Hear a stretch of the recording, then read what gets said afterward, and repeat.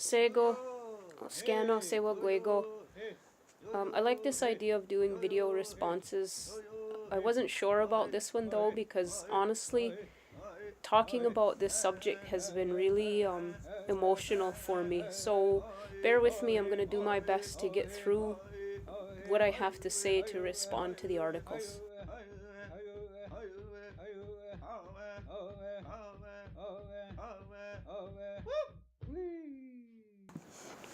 In all honesty, I don't know that there was a changing political climate to influence policy development in Aboriginal education. If there was, that last residential school would have been closed long before 1996, don't you think? Maybe I'm not being fair and my judgment is clouded because many of the ideas offered by the National Indian Brotherhood paper from 1972, well, we're still waiting on those. I'll address that later on. For me, it is one thing to read the promises of the government, federal or provincial, but it's quite a different thing to actually live in it. These articles we've read make it sound like Canada has taken steps to right the wrongs they have done to Indigenous people across Turtle Island, but the truth is, it feels like lip service to me.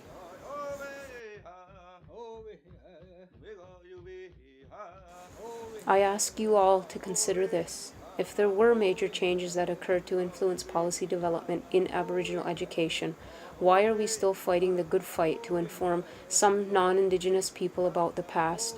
Why, in 2019, are there still some people who live as close as Oakville, which is about 45 minutes from my reserve, or Cambridge, which is about 35 minutes from my reserve, or even Brantford, which is about 15 minutes from my reserve?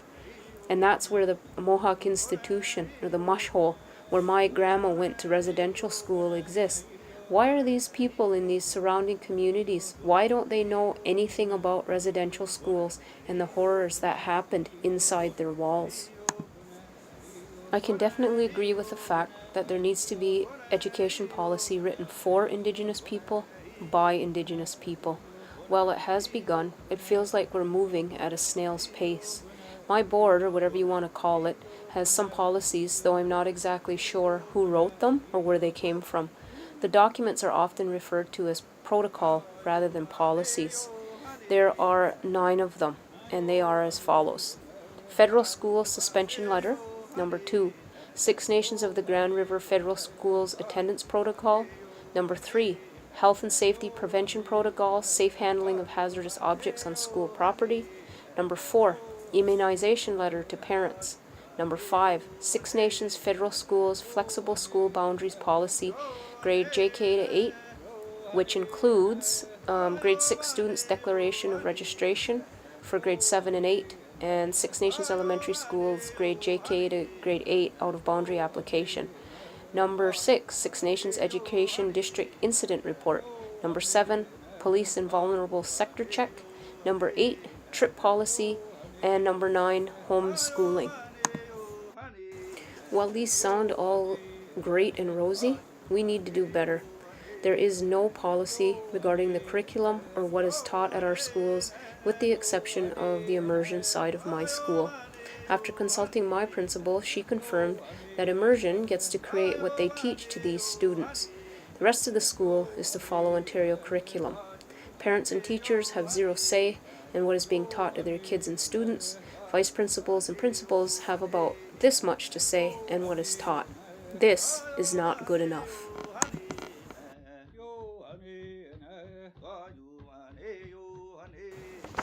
This paper had some really great ideas for policy.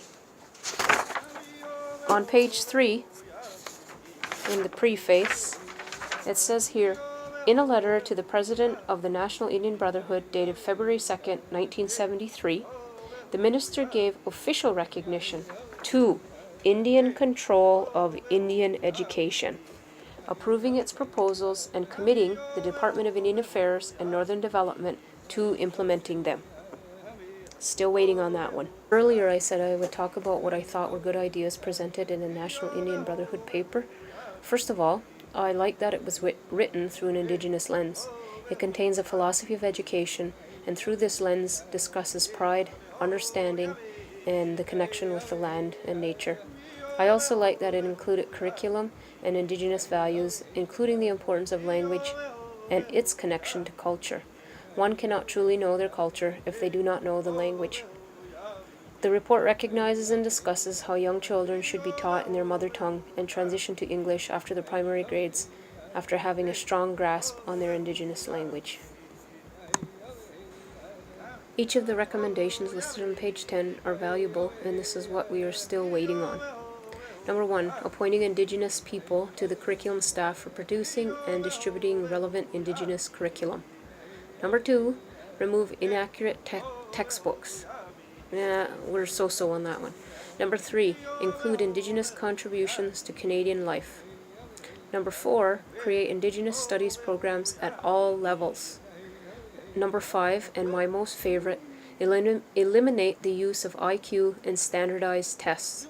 We're definitely still waiting on this one, and I'm nodding my head yes, we do EQAO at my school. The National Indian Brotherhood document felt that the best way to teach Indigenous students to have a sense of pride in themselves and gain the best education possible was to surrender education authority to the local or community level. Local communities would finally get control over educating their children. Yay! But don't get too excited. The government, both federal and provincial, had a problem with defining control. The control problem still exists today. While we continue to fight to have some say in education, the government's quick comeback line is always, take over your own education, then it can operate however you see fit.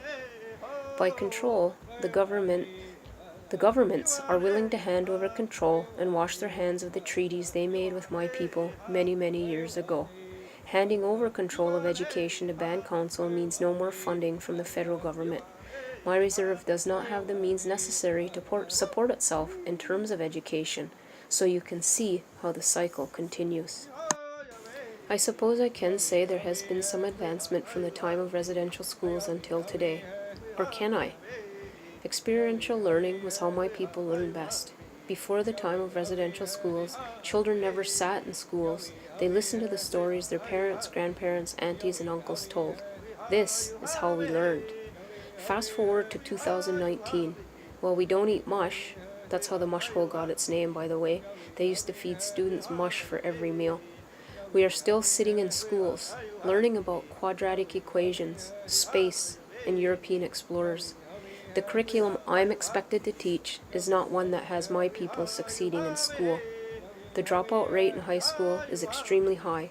The graduation rate for Indigenous students is extremely low.